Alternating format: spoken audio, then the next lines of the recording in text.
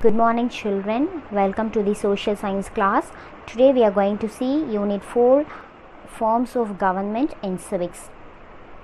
So in this chapter you come to know about what is the government and what are the forms of government, the merits and demerits of different forms of government.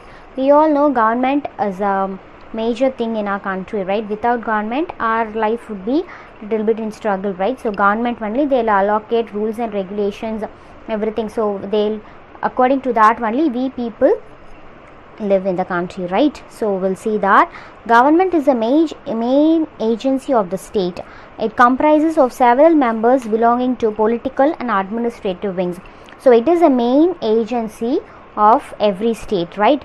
So it comprises of many members who are belonging to both political and administrative wings. So there are three organs in the government. The first one is legislature, second one is executive, and third one is judiciary. Okay. Also the government is classified into unitary government, federal government, parliamentary government and presidential government. So many different countries follow different government forms, right? So we are going to discuss that in this chapter. What is the oldest form of government? Yes, monarchy is the oldest form of government in the United Kingdom. So in a monarchy, a king or queen is considered to be the head of the state. Okay, they will be ruling. So that type of government is called monarchy. Now we'll see about the unitary form of government. A unitary government or unitary state is a sovereign state governed as a single entity. So a single entity, single organization will be governing the whole country.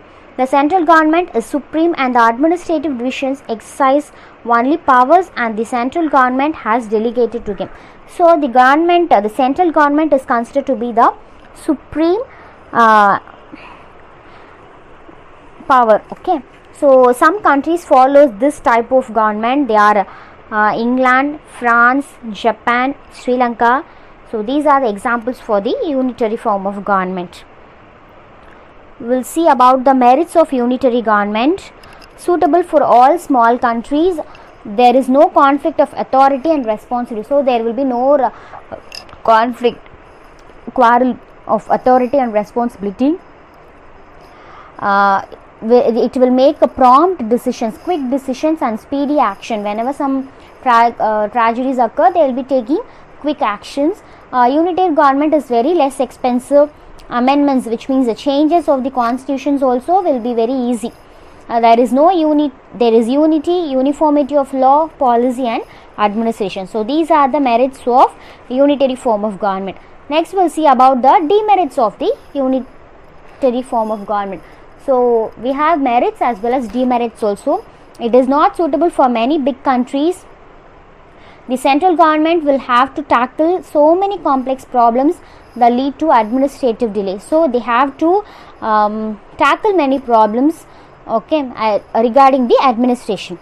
The central government will not concentrate on local problems, local interest and initiative. So they doesn't have time. They will be very busy in concentrating other things and also will not concentrate on the local problems and all.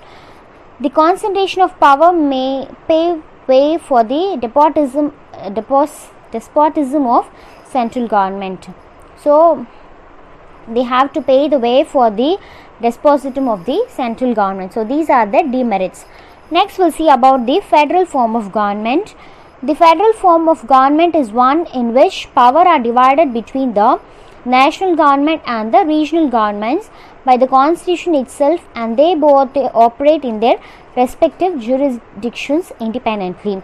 So they will be operating independently. Okay, USA, Switzerland, Australia, Canada, Russia, Brazil, Argentina are the examples for the federal form of government. So we'll see about the merits of this.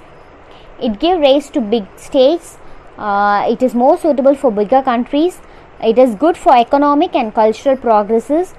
Reconciliation of local autonomy with national unity. So these are the merits, and so we'll see about the demerits. It is very weaker when compared to the unitary government. It is very expensive. Provincial tendencies are very common in this. Lack of uniformity in administration is one of the major demerit, threat to national unity. Okay, it is a great threat, great danger for the national unity, and double citizenship. So these are the demerits of federal form of government.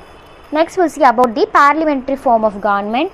The parliamentary system of government is the one in which the executive is responsible for the legislature for its policies and acts.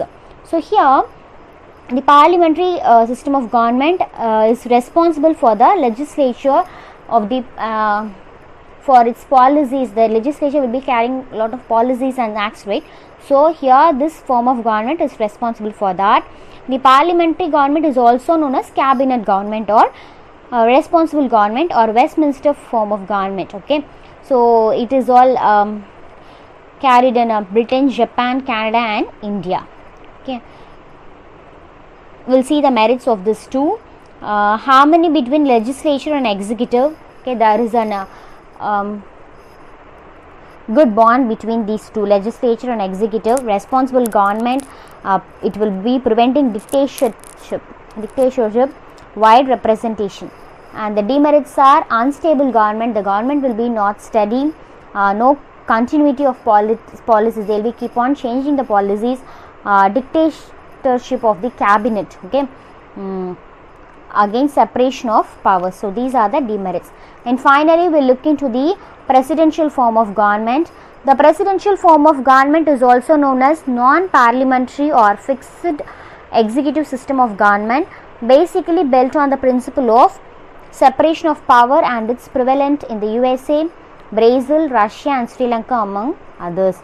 So here the presidential form of government, it is also known as non-parliamentary or fixed executive system of government. Okay, this system is followed in US, Brazil, Russia, Sri Lanka. The president governs with the help of a cabinet or a smaller body called kitchen cabinet. So here the president will be governing the country, and that is called a kitchen cabinet. Okay, that with the help of the small cabinet he will be governing it, that is why it's called kitchen cabinet. I will see the merits of it. Democratic, effective control of the president, it will be facilitating decision making and state government. Okay, demerits of the presidential system of government are it can strain relationship between the executive as well as the legislature, lack of harmony between the legislature and executive, and also it can degenerate into dictatorship. Okay, so these are the merits and demerits of the presidential form of government. So in this chapter we come to know about what is the government and forms of government and the merits and demerits of different forms of government.